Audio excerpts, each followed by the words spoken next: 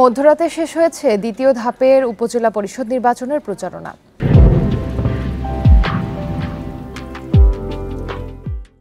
আগামীকাল ১৫৬ উপজেলায় ভোট গ্রহণ। নির্বাচন ঘিরে যে কোনো ধরনের অপ্রীতিকর পরিস্থিতি এড়াতে মোতায়েন থাকছে র্যাব, পুলিশ, আনসার ও বিজিবি সদস্য।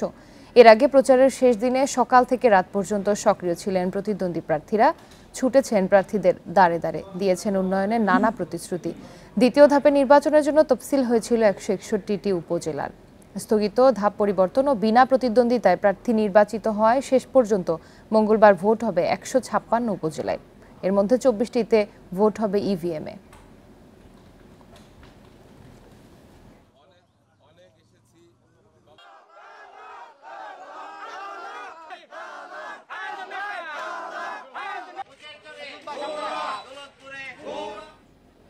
একের পর এক বহিষ্কার করেও উপজেলা নির্বাচন থেকে সরানো যাচ্ছে না বিএনপি তৃণমূল নেতাদের। উপজেলা নির্বাচনে অংশ নেয় এ পর্যন্ত ১৯২ জন নেতাকে বহিষ্কার করেছে দলটি। তবে দলের শাস্তি মাথায় নিয়ে ভোটের মাঠে নামার প্রার্থীরাও স্বস্তিতে নেই। উপজেলা নির্বাচনে প্রার্থিতা নিয়ে বিপাকে বিএনপি। বহিষ্কার সহ নানা শাস্তিমূলক ব্যবস্থা নিয়েও থামানো যাচ্ছে না তৃণমূল পর্যায়ের নেতাদের। দলের সিদ্ধান্তের বাইরে উপজেলা নির্বাচনে যাওয়ায় এ পর্যন্ত ১৯২ নেতাকে বহিষ্কার করেছে বিএনপি। ষষ্ঠ ধাপের ভোট ঘিরে বহিষ্কৃত নেতার সংখ্যা ২০০ ছাড়াতে পারে। প্রথম ধাপে বিএনপির ২৮ নেতা অংশ নিয়ে চেয়ারম্যান হয়েছেন ৭ জন। যারা পরবর্তী ধাপের নির্বাচনগুলোতে মনোনয়নপত্র জমা দিয়েছেন তাদের উপর বিরক্ত সিনিয়র নেতারা। চেয়ারম্যান পদে জিতলেও বহিষ্কৃত নেতাদের গুরুত্ব দিচ্ছেন না তারা। যেখানে আমাদের অনেক নেতাকর্মী আহত হয়েছে, কেউ কেউ মারা গেছে, তাদেরকে উপেক্ষা করে আজকে ব্যক্তি স্বার্থেই তারা নির্বাচনে গেছে, কি জয়লাভ করেছে কি করে নাই সেটা নিয়ে আমাদের চিন্তা করার এখন ব্যাপার না। আমরা যাদেরকে বহিষ্কার করে দিয়েছি তার মধ্যেও ৭ জন জিতেছে। বহিষ্কার না করলে সবাই জিতত, আর নির্বাচনে অংশগ্রহণ করলে হয়তো আরও বেশি জিতত আর কি। কিন্তু পয়েন্ট তো সেটা না, পয়েন্ট যে আমরা মনে করি যে এই সরকারের অধীনে কোনো সুষ্ঠু নির্বাচন হতে পারে না, আসলে হয়ও নাই। এমন কঠোর অবস্থানের কারণে উপজেলা নির্বাচনের পরের ধাপগুলোতে বিএনপি নেতাদের প্রার্থিতার সংখ্যা কমেছে। নির্বাচনে না যাওয়ার দলীয় কৌশল সফল হয়েছে বলেও মনে করছেন দলটির নেতারা। আমাদের উপজেলা নির্বাচন বর্জনের যে উদ্দেশ্য সেটা উপজেলা নির্বাচন বর্জন নয়, সেটা হচ্ছে যে আমরা এই ভুয়া নির্বাচনের প্রহসনকে বর্জন করছি। তৃতীয় ধাপের উপজেলা নির্বাচনে প্রার্থী হওয়ায় তৃণমূলের ৪৫ নেতাকে কারণ দর্শানোর নোটিশ দিয়েছে দলটি।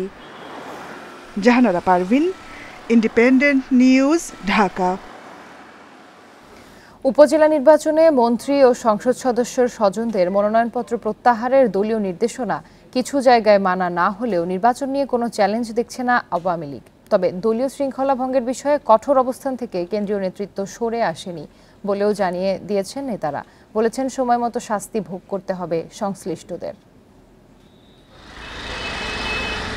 দলীয় প্রতীক নৌকা নিয়ে উপজেলা নির্বাচন না করার সিদ্ধান্তের পর আওয়ামী লীগের পরিকল্পনা ছিল দলের এমন নেতারা নির্বাচনে আসুক যাদের পরিবারে কোনো সংসদ সদস্য বা মন্ত্রী নেই।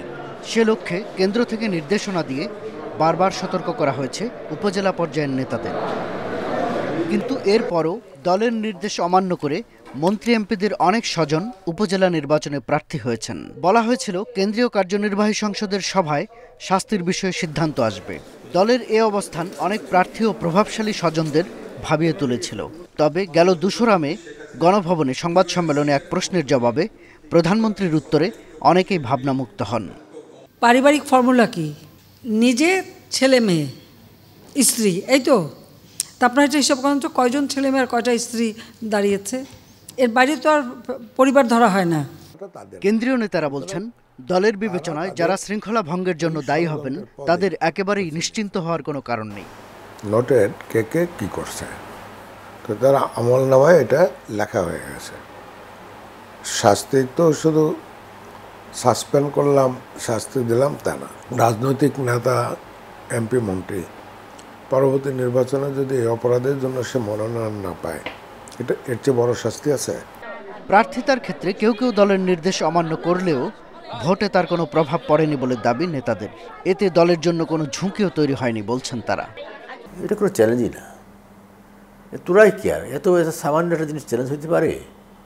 জাতীয় আন্তর্জাতিক রাজনীতি কত চ্যালেঞ্জকে ওভারকাম করে প্রধানমন্ত্রী শেখ হাসিনা পার্টিকে ক্ষমতা নিয়ে আসছে। আমেরিকার মতো স্টেট তাদের এখন ডোনাল্ড লু এসে ভিন্ন কথা বলছে, ভিন্ন সুর কথা বলছে। নেতারা মনে করেন এত কিছুর পরও প্রতিদ্বন্দ্বিতাপূর্ণ নির্বাচনে আওয়ামী লীগের নেতাদের জয়ের পাল্লাই ভারী। শাহাদাত স্বপন, ইন্ডিপেন্ডেন্ট নিউজ, ঢাকা। উপজেলা নির্বাচনের পরের 3 ধাপে ভোটার উপস্থিতি বাড়বে বলে আশা করছে আওয়ামী লীগ। নির্বাচনে শক্তিশালী বিরোধী দল না থাকা ছাড়াও প্রথম ধাপে ধান কাটার মৌসুম ও বৈরী আবহাওয়ার কারণে ভোট কম ছিল বলে মনে করে ক্ষমতাসীন দল। তবে সুষ্ঠু ও শান্তিপূর্ণ একটি স্থানীয় সরকার নির্বাচনকে সাফল্য হিসেবে দেখছে ক্ষমতাসীন দলের নীতি নির্ধারকরা। মঙ্গলবার ১৬০টি উপজেলায় দ্বিতীয় ধাপের ভোট। প্রথম ধাপে ১৩৯ উপজেলায় ভোট পড়ে ৩৬.১%। এবার ভোটার উপস্থিতি সবচেয়ে কম। এর আগের 3টি উপজেলা নির্বাচনের মধ্যে ২০০৯ সালে ভোট পড়ে ৬৮.৩২%, ২০১৪ সালে ৬১ আর ২০১৯ সালে ভোট পড়ে ৪০.22%। প্রথম ধাপে ক্ষমতাসীন আওয়ামী লীগের অন্তত ১১০ জন চেয়ারম্যান পদে জয়ী হয়েছেন। প্রকাশ্যে সন্তুষ্টির কথা বললেও ভোটার উপস্থিতি কম থাকায় বিব্রত দলের নীতি নির্ধারকরা। আগামী 3 ধাপে ভোটার বাড়ানোই লক্ষ্য তাদের। আওয়ামী লীগের লোকেরাই ভোট কেন্দ্রে আসুক, এটা আমরা চাই না। আমরা চাই সবাই অংশগ্রহণ করুক এবং সব দলে অংশগ্রহণ করুক। এই নির্বাচনেও বিরোধিতা করে এবং বিরোধিতা করার জন্য লিফলেট কাগজ বিতরণ করে। বিএনপি আগে বলতো যে মাঠে কুকুর বসে আছে, মানুষ নাই। সেরকম তো না, মানুষ তো আসছে। মানুষ তো ৩৫ থেকে ৪০% লোক তো ভোট কেন্দ্রে এসেছে। এখন এই ধাপে ২১ তারিখের নির্বাচন আর বাড়বে। প্রথম ধাপে সংঘর্ষ, অনিয়ম বা জাল ভোটের অভিযোগ ছিল কম। শান্তিপূর্ণ ভোটকেই সাফল্য বলছে আওয়ামী লীগ। মারামারি, দখলবাজি, বিএনপির আমলে ইতিহাস দেখেন কীভাবে দখল হতো। কিন্তু এই লোকাল ইলেকশনটা খুব টাফ হয়। কিন্তু আপনি দেখবেন যে প্রথম ধাপের নির্বাচনটা অবাধ, নিরপেক্ষ ও সুষ্ঠু হয়েছে কিনা এবং সহিংসতা মুক্ত হয়েছে কিনা। ভোটাররা ভোট কেন্দ্রে এসে ভোট দিবে, পার্সেন্টেজ একটা ব্যাপার, এটা আমরা অস্বীকার করি না। তবে ভোট দিতে না আসার পিছনের অনীহার অনেকগুলো কারণ থাকতে পারে।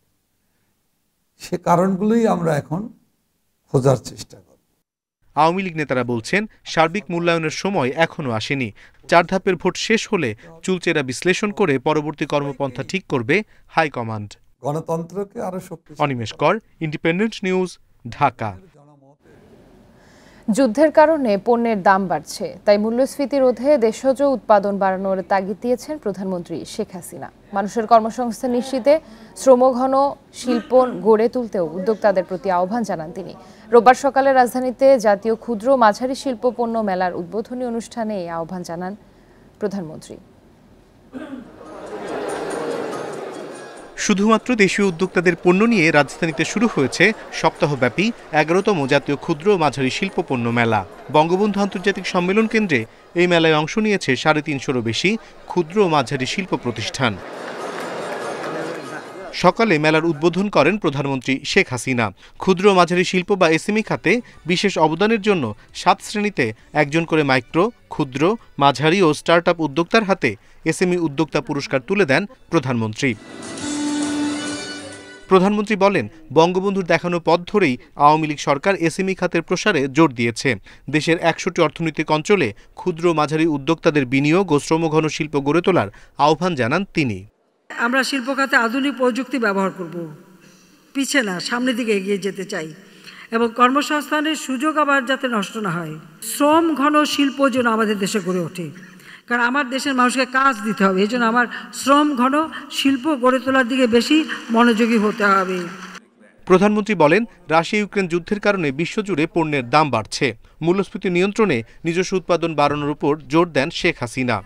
পণ্য পরিবহন, সঞ্চালন, বিদেশে প্রত্যেকটা জিনিসের দাম যেগুলো আমাদের আমদানি করতে হয় সব কিছুর দাম বেড়েছে, যার একটা প্রভাব আমাদের দেশে পড়ছে, যেটা মূল্যস্ফীতিতে বিরাটভাবে বাধা সৃষ্টি করছে। মূল্যস্ফীতি বৃদ্ধি পেয়েছে।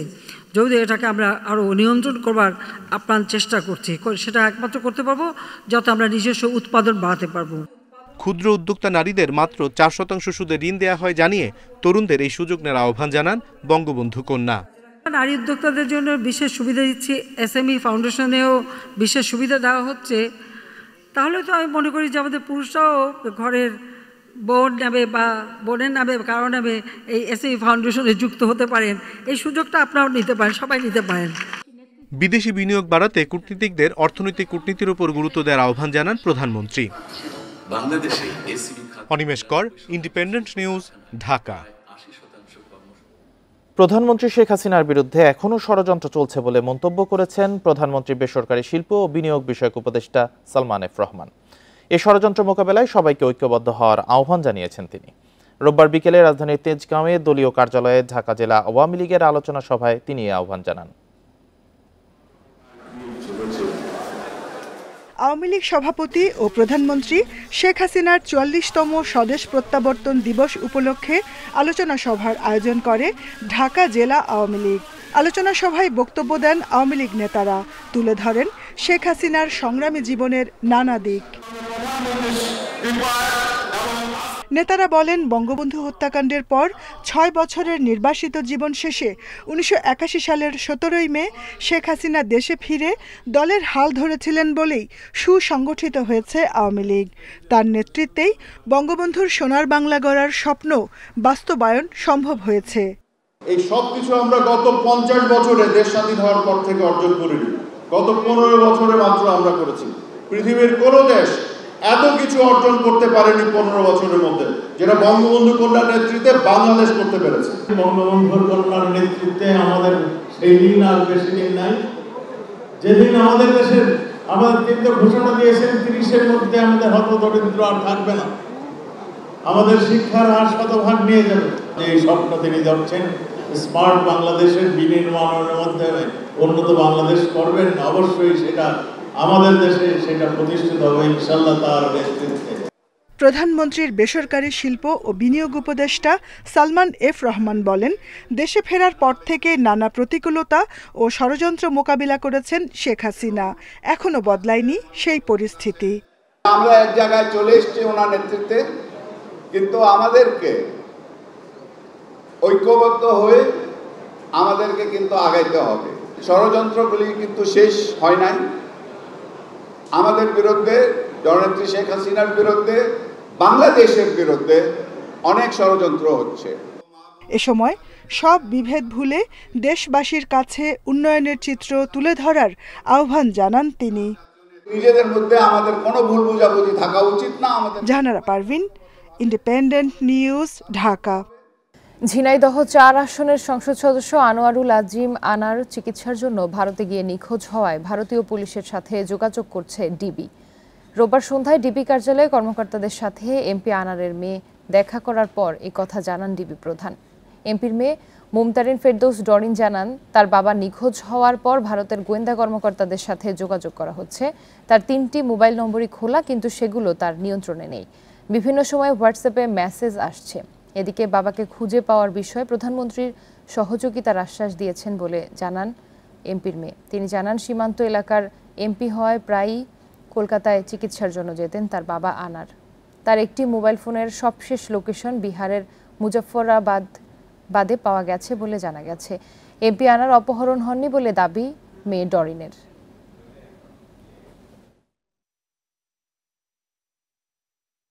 আমার বাবার ফোনে আমি পাচ্ছি না, যখন আমি পাচ্ছি না মাঝে মাঝে খোলা পাই, মাঝে মাঝে বন্ধ পাচ্ছি। ফোনে না পাওয়ার কারণেই মূলত আমি এখানে আসছি। আর আমি নিজেও ইন্ডিয়াতে মুভ করব। ইন্ডিয়ান পুলিশের সহায়তা আবার দেখলাম যে ইন্ডিয়ান নাম্বারে যে লোকাল সেটা হচ্ছে মুজফ্ফরাবাদ, অর্থাৎ বিহারের দিকে। তো সব কিছু মিলিয়ে আসলে আমরাও বেশিটা খোঁজখবর রাখছি। আমরা ইন্ডিয়ানে বাংলাদেশে যারা আছে তাদের সাথে কথা বলছি, ইন্ডিয়ান পুলিশের সাথে কথা বলছি, বা ইন্ডিয়ান নাম্বারটাও বন্ধ হচ্ছে, খুলছে। এটা কারা করছে, এর কি কোনো ব্ল্যাকমেলের শিকার হয়েছে কিনা। মিরপুরে দিনভর তাণ্ডব চালিয়েছে অটোরিকশা শ্রমিকরা। তারা অন্তত ৮ ঘন্টা সড়ক অবরোধ করে রাখে। গাড়ি ভাঙচুর, পুলিশ বক্সেও আগুন দেয়। পুলিশের সঙ্গে শ্রমিকরা সংঘর্ষে জড়ালে গুলিবিদ্ধ হন এক পথচারী। রোববার এমন পরিস্থিতিতে যান চলাচল বন্ধ হয়ে যায়। দুর্ভোগে পড়েন সাধারণ মানুষ। মিরপুর 10 নম্বর গোল চত্বরে গাড়ি ভাঙচুর করে অটোরিকশা চালকরা। রক্ষা পায়নি প্যাডেল চালিত রিকশাও। জোর করে নামিয়ে দেওয়া হয় যাত্রীদের। সেখান থেকে পুলিশ সরিয়ে দিলে কালচি মোড়ে সড়ক অবরোধ করে বিক্ষোভকারীরা। পুড়িয়ে দেয় পুলিশ বক্স। ছত্রভঙ্গ করার চেষ্টা করলে পুলিশের সঙ্গে সংঘর্ষে জড়ায় বিক্ষোভকারীরা। চলে ধাওয়া পাল্টা ধাওয়া, ছোড়া হয় টিয়ার সেল। এর মধ্যে গুলিবিদ্ধ হন মোহাম্মদ সাগর নামে এক পথচারী। অটোরিকশা বন্ধের প্রতিবাদে শ্রমিকদের এই বিক্ষোভ। প্রশাসনকে চাঁদা দেওয়ারও অভিযোগ করেন তারা। ওবায়দুল কাদের সাহেব বলছে অটোরিকশা চলতে দেওয়া হবে না, আমরা এই দাবি মানবো না। এই দাবি না মানার লক্ষ্যে আমাদের আজকের এই আন্দোলন। প্রতিটা গাড়ি থেকে 2000 টাকা করে নিছে, সেগুলো আবার ছাড়িয়ে দিছে। যেগুলো পুলিশের গাড়ি এগুলো ছাড়ছে, বাকিগুলো যাগো পুলিশের গাড়ি নাই সেগুলো ডাবনিং এ ফাটাইছে। আমাদের গরিবের পেটে লাথি না দেখ, সরকারে আমাদের একটা অনুরোধ, আমরা গলিতে চালাবো, আমাদের আর কিছু আবেদন নাই। অটোরিকশা চালকদের এই বিক্ষোভে আটকা পড়ে বহু যানবাহন। চরম ভোগান্তিতে পড়ে যাত্রীরা। গাড়ি বন্ধ করে দিয়েছে এবং আমাদের আসতে অনেক ভোগান্তি হয়ে গেছে। বর্তমানে অনেক দূর পায়ে হাঁটতে হওয়া লাগছে। রিক্সা পাবো কিনা এটাও সন্দেহ। স্কুলে দেরি হয়েছে, স্কুল আর 10 মিনিট পরে গেট বন্ধ করে দিবে। পরিস্থিতি সামলাতে সড়কে নামেন সংসদ সদস্য ইলিয়াস উদ্দিন মোল্লা। তার সন্দেহ আন্দোলনকারীরা সবাই চালক নন, ষড়যন্ত্রকারীরাও সুযোগ নেওয়ার চেষ্টা করতে পারে। উস্কানিদাতা বা উস্কানিমূলক কিছু দুষ্কৃত যারা দুষ্ট প্রকৃতির, তারা যে পুলিশের উপর আক্রমণ করলো, গাড়ির উপরে আক্রমণ করলো, তারপরে তাদেরকে এইখানকার রাস্তা পরিষ্কার করার জন্য আমরা তাদেরকে সরিয়ে দিলাম। আমাদের পুলিশ ফাঁড়ি কালচির মোড়ে এখানে পুলিশের উপরে হামলা করেছে, এখানে জনগণের প্রতি হামলা করেছে, গাড়ি ভাঙচুর করেছে, পুলিশের ফাঁড়ি জ্বালিয়ে দিয়েছে। এই যে এত ঘটনা ঘটেছে, আসলে এইখানে রিকশাওয়ালারা আসে নাই, এখানে আরেকটা বিএনপির একটা গ্রুপ এসে এই জ্বালাও পোড়াও করেছে। দিনভর সংঘর্ষের জেরে পুরো মিরপুর এলাকা ছিল থমথমে। পুলিশ পরিস্থিতি নিয়ন্ত্রণে আনলে যান চলাচল স্বাভাবিক হয়। Shahid Ahmed, Independent news, Dhaka. রাঙ্গামাটি শহরে বেড়েছে নম্বর ও রুট পারমিটহীন শত শত অটোরিকশা। ফলে শহরে যানজটের পাশাপাশি বেড়েছে যাত্রী হয়রানি। প্রতিনিয়ত দুর্ঘটনা ঘটার পাশাপাশি বাড়ছে অপরাধ কর্মকাণ্ড। তবে এসব অবৈধ গাড়ি অপরাধ কর্মকাণ্ডে জড়ালেও ব্যবস্থা নিচ্ছে না ট্রাফিক পুলিশ। রাঙ্গামাটি শহরের একমাত্র গণপরিবহন সিএনজি চালিত অটোরিকশা। ১৫০০-এর মতো অটোরিকশার নিবন্ধন থাকলেও নম্বর ও রুট পারমিটবিহীন রয়েছে আরও প্রায় ১৫০০। এতে বেড়েছে যানজট আর অনিবন্ধিত অটোরিকশার অদক্ষ চালকের কারণে প্রায় ঘটছে দুর্ঘটনা। পাশাপাশি জানমাল নিয়ে হুমকিতে পড়ছেন যাত্রীরা। অদক্ষ চালক যারা লাইসেন্সবিহীন কোনো চালক যাতে সিএনজি চালাতে না পারে, সেটা আমি প্রশাসনের দৃষ্টি আকর্ষণ। বনভূয়া শেভরনের সামনে একটা স্টেশন আছে গ্রাম গাড়ির, ওই স্টেশনটা যেহেতু দ্রুত সময়ে প্রশাসনের হস্তক্ষেপের জন্য ওইখান থেকে উঠিয়ে দেওয়া হয়। অবৈধ গাড়ি উচ্ছেদ করা হোক, রাঙ্গামাটি শহরে যানজটের সৃষ্টি না হয় পর্যন্ত, এবং আমরা চাই প্রশাসনের কাছে এই অবৈধ গাড়ি যাতে বন্ধ করা হোক। অভিযোগ আছে অবৈধ অটোরিকশার অবাধে চললেও ট্রাফিক পুলিশ কোনো ব্যবস্থা নেয় না, উল্টো বৈধ চালকদের হয়রানি হতে হয়। আপনারা গ্রাম গাড়িগুলো ধরেন, নাম্বারবিহীন গাড়িগুলো ধরেন, কাগজপত্র চেক করেন, লাইসেন্স চেক করেন, তারপরে রাঙ্গামাটি পরিস্থিতি সুন্দর হবে। ওয়ান টেস্ট তো প্রতিনিয়ত ঢুকতেছে, এটার জন্য কোনো ব্যক্তি কোনো বাধা বিঘ্ন নাই। এদিকে সড়কে শৃঙ্খলা ফেরাতে কাজ চলছে বলে জানিয়েছে জেলা প্রশাসন। প্রতি 2 মাস অন্তর অন্তর আপনারা জানেন এখানে আরটিও কমিটির মিটিং করা হয়। সেই মিটিংয়ে যদি এরকম কোনো পাওয়া যায় যে যাদের রেজিস্ট্রেশন নেই, তাদের বিষয়ে আইনানুগ কি ব্যবস্থা গ্রহণ করা যায়, সেটি আমরা আলোচনার সাপেক্ষে সেই ব্যবস্থা গ্রহণ করব। রাঙ্গামাটি শহরে 10 কিলোমিটার সড়ক রয়েছে, যার অটোরিকশার ধারণ ক্ষমতা 1000। Independent news. এ নিয়ে আরো জানাতে রাঙ্গামাটি থেকে যুক্ত হচ্ছেন সহকর্মী হিমেল চাকমা। হিমেল, অবৈধ অটোরিকশা চলাচলে ট্রাফিক পুলিশ কোনো ব্যবস্থা নিচ্ছে না, এমন একটু অভিযোগ পাওয়া যাচ্ছে। এর প্রধান কারণ কি? কেউ কি এটি তদারকি করছে না? আসলে আমরা যদি বলি, রাঙ্গামাটির যে অটোরিকশার যে নৈরাজ্যতা, সেটা কিন্তু বেড়েই চলছে। আমরা দেখতে পাচ্ছি যে প্রতিনিয়তই মূলত সিএনজি অটোরিকশা দুর্ঘটনা ঘটছে। আমরা গতকালকেও দেখেছিলাম একাধিক ঘটনা ঘটেছে। তবে সবচেয়ে দুঃখের বিষয় হচ্ছে এখানে যে যারা রোড নিয়ন্ত্রণ করে, অর্থাৎ ট্রাফিক পুলিশ, তারা কিন্তু যে সমস্ত নাম্বারবিহীন যে সমস্ত অটোরিকশাগুলো আসে, সেগুলোর বিরুদ্ধে কোনো ব্যবস্থাই আমরা নিতে দেখতেছি না। অহরহ কিন্তু রাঙ্গামাটি শহরের মধ্যেই নাম্বার ছাড়া কিন্তু অটোরিকশা চলছে, যার কারণে এখানে বিভিন্ন সময় কিন্তু যাত্রী হয়রানি হচ্ছেন। আমি যদি বলি কোন একটা নাম্বারবিহীনের অটোরিকশায় যদি কোনো যাত্রী উঠে কোনো ক্রমে যদি সেটা কোনো দুর্ঘটনা ঘটায়, অর্থাৎ কোন রকম সেখানে যদি চালক যদি খারাপ আচরণ করে, পাশাপাশি যদি কোনো যাত্রী যদি সে সিএনজির মধ্যে যদি কোনো জিনিসপত্র রেখে যায়, সেক্ষেত্রে সেটা পাওয়াও কঠিন হয়ে যায়। পাশাপাশি এই চালক যদি খারাপ আচরণ করে বা দুর্ঘটনায় পতিত হয়, সেক্ষেত্রে তাকেও বের করা কিন্তু কঠিন হয়ে যায়। যার কারণে এখানে মানুষের যে অনিরাপদ যে যাত্রা, সেটা কিন্তু আমরা দিন দিন বাড়ছে সেটা দেখতে পাচ্ছি।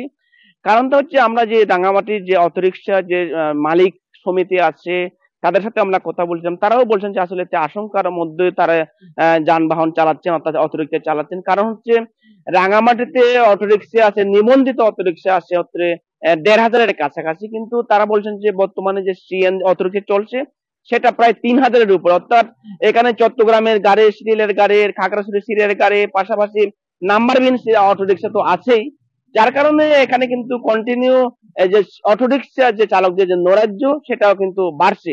পাশাপাশি এখানে ভাড়ার যে নিয়ম, যে ভাড়ার যে কোন এলাকা থেকে কত টাকা বাড়ানো হবে সেটারও কোনো নিয়ন্ত্রণ নাই, অর্থাৎ যে যার থেকে পারে কিন্তু তার ভাড়াগুলো নিয়ে নিচ্ছে। আমরা দেখতে পাচ্ছি সেখানে মাঝে মধ্যে আমরা দেখি যাত্রীদের সাথে চালকদের মধ্যে হাঁটাহাঁটি পর্যন্ত ঘটনা ঘটছে।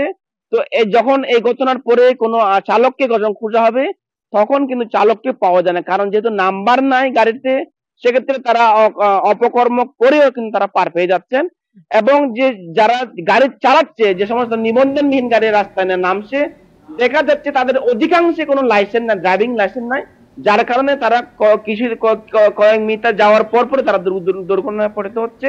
সেক্ষেত্রে মানুষ পঙ্গুত্ব বরণ করছে, পাশাপাশি আহত হচ্ছে, কেউ মারা যাচ্ছে। এই হচ্ছে আমাদের রাঙ্গামাটি শহরের অটোরিকশার যে নৈরাজ্য সেটার চিত্র। রাঙ্গামাটি থেকে জানাচ্ছিলেন সহকর্মী হিমেল চাকমা।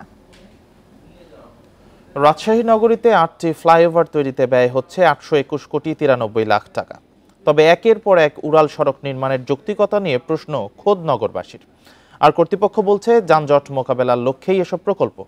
তবে ব্যয়বহুল প্রকল্প নেয়ার আগে সঠিকভাবে প্রয়োজনীয়তা যাচাইয়ের পরামর্শ নগর পরিকল্পনাবিদদের। সবুজের সমারোহ আর পরিচ্ছন্নতার জন্য রাজশাহীকে বলা হয় গ্রিন সিটি। ৯৬ বর্গ কিলোমিটার আয়তনের শহরে একের পর এক নির্মাণ হচ্ছে ফ্লাইওভার। এরই মধ্যে ৩টি খুলে দেওয়া হয়েছে, চলছে বাকি ৫টির নির্মাণ কাজ। শহরের পূর্ব প্রান্তে নির্মিত ৩ ফ্লাইওভার খুলে দেওয়ার পর বছর পেরোলেও চলাচলে আগ্রহ নেই নগরবাসীর। নতুন আরও ফ্লাইওভার তৈরির যৌক্তিকতা নিয়ে প্রশ্ন তাদের। এখানে ফ্লাইওভারের কোনো ইফেক্টিভ ইউজেস যেটা বলি বা প্রয়োজনীয়তা যদি আমরা বলি বা এরকম কোনো কিছু অন্তত আমার জানা মতে বা আমার দেখা মতে এই প্রয়োজনীয়তা একেবারেই নাই। আমি মনে করি যে ওটার থেকে সহজ রাস্তা আছে, যার কারণে এটা ইউজ হয় না আর কি। ফ্লাইওভারে উঠলে আমাকে ওই দিক ঘুরে আসতে হচ্ছে, আর নিচে এখানে পকেট গেট আছে, এদিক দিয়ে আমি ঢুকে যেতে পারছি। এই জন্য যখন এখান থেকে আসছি তখন ফ্লাইওভার লাগছে না। প্রকল্প পরিচালক বলছেন যানবাহনের সংখ্যা বাড়তে থাকায় ভবিষ্যতে নগরীকে যানজট মুক্ত রাখাই লক্ষ্য। ২-১ বছরের ভিতরে এটা সুফল হয়তো ওইরকমভাবে মনে হবে না, কিন্তু আমরা আশা করি যে এটা ৫-৭-৮ বছরের মধ্যেই এই ফ্লাইওভারগুলো একটি কার্যকর অবস্থায় যাবে এবং তখন মানুষ কিন্তু এটার সুফল পাবে। এ ধরনের প্রকল্প নেয়ার আগে আরও বেশি যাচাই বাছাই এবং সমন্বিত পরিকল্পনার তাগিদ দিচ্ছেন নগর পরিকল্পনাবিদরা। আমার আশেপাশে যে চিন্তা ভাবনাগুলো যদি আমরা সাকসেসফুল করতে চাই, আমার এই ইঞ্জিনিয়ারিং সেকশনটা শুধুমাত্র মেকানিক্যাল বা সিভিল ইঞ্জিনিয়ারিং না, সব সিটি কর্পোরেশনের সিভিল ইঞ্জিনিয়ারিং সেকশনটাকে ডাইনামিক করতে হবে। নগর অবকাঠামো উন্নয়নে ২০১৯ সালে প্রায় ৩,০০০ কোটি টাকা বরাদ্দ পায় রাজশাহী সিটি কর্পোরেশন। রিকশা আর ইজিবাইকের শহরে বাস্তবায়িত হচ্ছে একের পর এক ফ্লাইওভার প্রকল্প। ১০০ কোটি টাকা ব্যয়ে বাস্তবায়িত এই ফ্লাইওভারটি খুব একটা কাজে আসছে না স্থানীয়দের। স্থানীয়রা বলছেন গড়ে ২০টিও যানবাহন চলাচল করে না এই ফ্লাইওভার দিয়ে। বিশ্লেষকরা বলছেন এটি অপরিকল্পিত নগরায়নের ফল। Mustafizur Rahman, Independent News, Rajshahi. এই ছিল এখনকার সংবাদে। ইন্ডিপেন্ডেন্ট টেলিভিশনের সব খবর আরও বিস্তারিত জানতে চোখ রাখুন ফেসবুক, ইউটিউব, এক্সে। ধন্যবাদ সবাইকে।